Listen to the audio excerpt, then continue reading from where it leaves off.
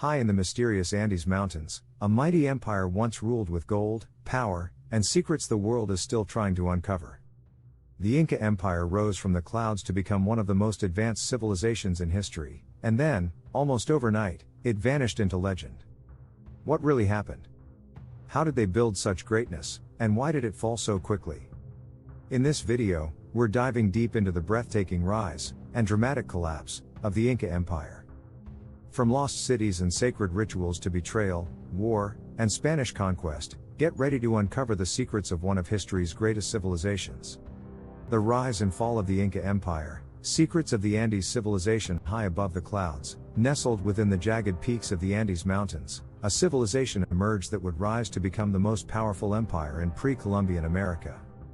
The Inca Empire, known to its people as Tawantinsuyu, meaning the four regions, was not only vast, it was astonishingly advanced. Spanning more than 2,500 miles, the Incas created a civilization without money, without wheels, and without a written language. Yet they managed to organize millions of people, build architectural marvels, and connect their lands with one of the most advanced road systems in the ancient world. But with all this greatness came a dramatic and tragic collapse. What led to such an empire's downfall? Let's uncover the story by counting down the 10 most pivotal aspects of the Inca Empire's rise and fall. 10. From myth to empire, the origins in Cusco. The story of the Inca Empire begins not in war or conquest, but in legend. The Incas believed they were descended from the sun god, Inti, who sent his children, Manco Capac and Mama Oclo, to bring civilization to the world. Emerging from Lake Titicaca, they were guided to the valley of Cusco, where they would plant a golden staff and build the empire's spiritual and political heart.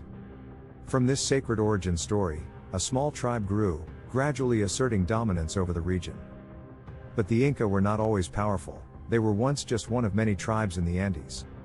It took centuries of persistence, diplomacy, and ambition to evolve from a village into a kingdom, and eventually, into a vast empire. 9. Mastery of the impossible. Inca engineering. One of the greatest wonders of the Inca civilization was their engineering brilliance. The Andean terrain is some of the most difficult in the world, mountains, cliffs, and valleys stretch for miles. But the Incas didn't see obstacles. They saw opportunity. They carved terraces into mountainsides, turning steep slopes into farmland. These structures required no mortar, yet they have survived centuries of earthquakes. The most iconic example is Machu Picchu, an ancient city nestled between peaks, designed with astronomical precision and featuring complex drainage systems. The Incas also built suspension bridges made of woven grass and a road network, over 24,000 miles long, that rivaled Rome's. It connected every corner of the empire, allowing swift communication and control. 8.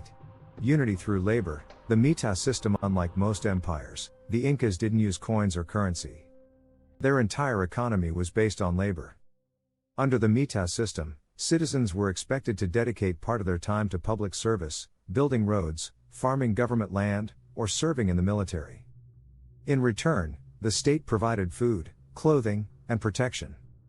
This labor tax created a deeply integrated society where everyone contributed to the collective good. The government stored vast surpluses of food and supplies in hundreds of warehouses throughout the empire, ensuring resilience against famine or disaster. The system was not perfect, but for its time, it was remarkably efficient and equitable. 7. A civilization without writing, but not without record. Here's one of the greatest puzzles of the Inca world. How did they manage such a massive, organized society without written language? The answer lies in quipus, a system of knotted strings that recorded numbers, dates, and perhaps even stories. These records helped manage taxes, population data, and agricultural cycles. Messages traveled across the empire by way of the chasquis, a network of runners stationed at intervals who relayed information quickly along the mountain roads. It was a memory-based civilization that relied heavily on oral tradition, with stories passed from generation to generation by Amautas, the wise teachers and historians of Inca society. 6. The Age of Expansion. Pachacuti and the Golden Empire. The real turning point in Inca history came with the ninth ruler, Pachacuti, in the mid-1400s. Known as the Earthshaker, Pachacuti was a brilliant military strategist and visionary leader. He transformed Cusco from a small kingdom into the capital of a sprawling empire. He reorganized the government, introduced new laws, and launched military campaigns that brought vast territories under Inca control. It was during his reign that many of the empire's greatest achievements took place, including the likely construction of Machu Picchu. After him, his son Tupac Inca Yupanqui and grandson Huayna Capac continued to expand the empire to its furthest reaches. Under their leadership, the Inca came to dominate nearly the entire western coast of South America, unifying dozens of cultures under one flag. 5. Power, religion, and the divine Sapa Inca religion was not just spiritual, it was political. The Sapa Inca wasn't merely a king, he was believed to be a direct descendant of the sun god himself. This divine status gave him unquestionable authority over his people. The center of Inca religion was the Coricancha, or Temple of the Sun, in Cusco. Its walls were once covered in sheets of gold, reflecting the sun's rays and dazzling all who entered. Festivals were held to honor the gods, and offerings of food, chicha, corn beer, and even sacrifices were made to ensure good harvests and protect the empire.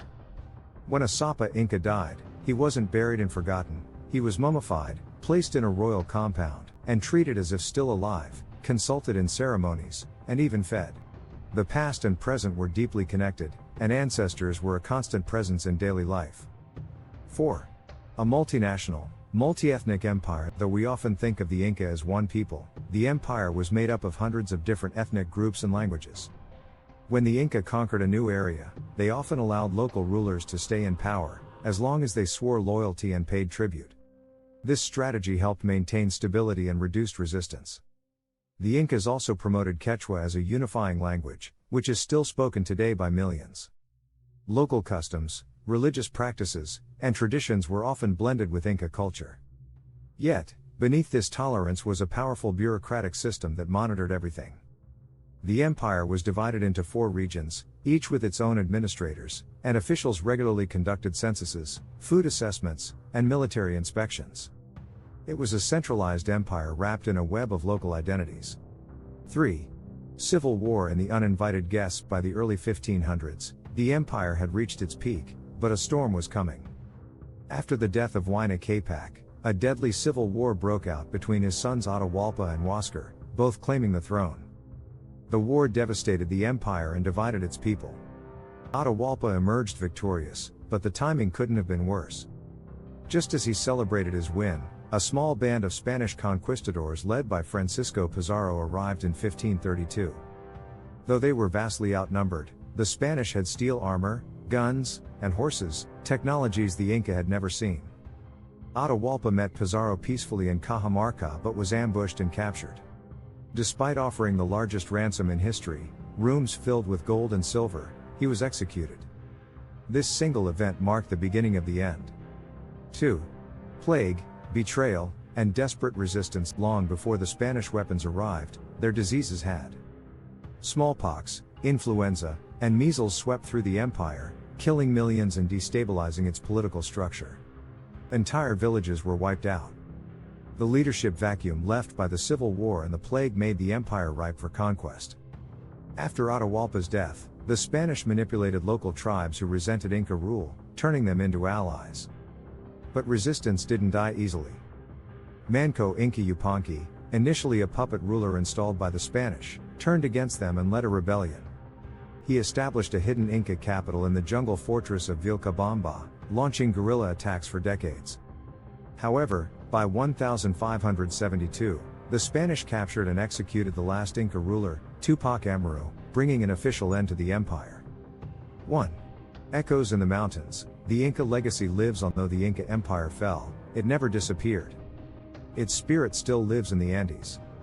The Quechua and Aymara people continue to speak their ancestral languages, farm the terraced fields, and honor the traditions of their ancestors.